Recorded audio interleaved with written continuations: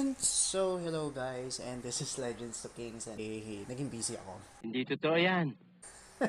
Do some lot of things din kasi recently, and I'm just being busy all in all. It's my setup right now. Tada! Recently, nandun lang sila. Pero I think nakatulong din na nilagay ko sa Larito. So, bumili ako nito sa Shopee. Mga nasa 700 lang ata to. Wala kaming pakialam! Here's Francis. So his former name is Franz. Hey, yeah, you know, so bad. Missed you, bros. Missed you, bro. So he's Francis right now. So I'm currently ping him na mag-reclam or mag-reopen yung fins niya na yon. Okay naman kasi siya. Pero medyo may inconsistencies lang siguro sa kanya. And I just realized na, ewan ko baka ako lang yung nakaka-relate. And napansin ko rin kasi dito sa isdang po, kahit sa madalas siya mag-clam fins, hindi na siya sa weather kasi medyo okay na. And I think more on sa digestion niya. Pero currently may BPS naman ako sa alternative and ginagamitan ko rin ng Probi. Yung kanilang mga pellets na optimum. Pero I'll transition na rin sooner sa mga live feeds din or sa mga live foods kasi na-feel ko. Kaya siguro hindi siya nagkakaroon ng signs of aggression or signs of territorial thing, not unless meron ito of course. Is because tingin ko sanay kasi siya na kumakain ng pellet na hindi pumapalag. So it did not imitate or simulate yung actual environment or your actual instincts niya. Also, I would like to give you a certain update about dun sa progress ni yung dalawa. Actually, may brain dead ako, diba? Ito si Kratos. Zeus, your son has returned!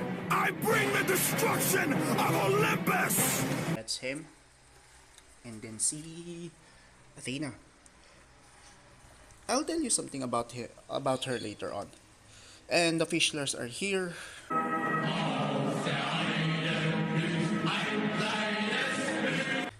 Meron na silang offspring. Ito. And I'll show you. Just want to give you a heads up. As a result of playing role of the gods, here's the result. Hindi siya mapakita dito pero we'll try our best. Ayun o. Merong isa. Marami yan. They are currently 10 days old ata. So, ito lang ginagawa ko. I'm doing 10 or 20% water change. And actually, wala pang namamatay sa first spawn. Ay, hindi. Meron pala. Nalusaw na lang eventually. So, ito na ngayon si Poseidon. Dito ko na siya nilagay ngayon.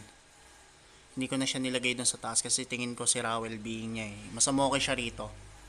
And ito naman ngayon si Bruce. Lumaki siya ngayon. Na-observe ko na agad na lumalaki na siya and medyo nag-flaring na rin siya.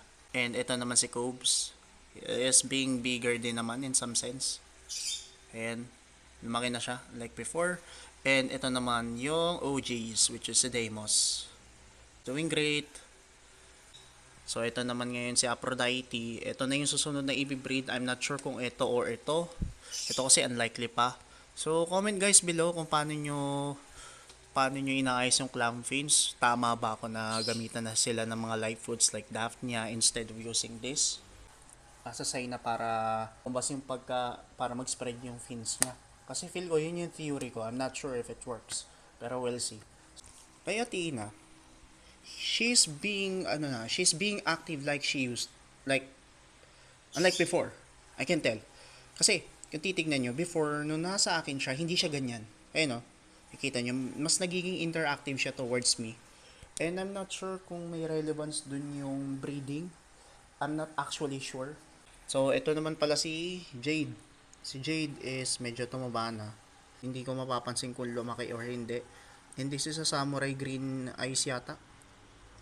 Pero plaka to. And these are the Fishlers. Yan, ito sila. Siya yung na-feature sa video recently. Alis dyan! Wait eh! Kapasikat! Dun dun dun dun. Joke lang, masama yan. Anyway, yan si Adolf yan. His name is Adolf. Ayan. Siya. Pero I just named them as Fishler, so no further explanation. So yun lang naman. I'll show you some uploads din sooner, pero for now wala pa muna. I just want to give you an update on medyo hiatus ako recently. So yun lang naman, I'll turn this off na. And sooner is ire-rehouse ko rin itong mga to. I'll make it 15 gallon na kasi parang 5 or 10 gallons na nga to, I'm not sure. So I'll make it bigger, siguro doble nito. And I'll do some aquascaping na rin sooner. So yun lang guys, I'll turn this off and bye bye.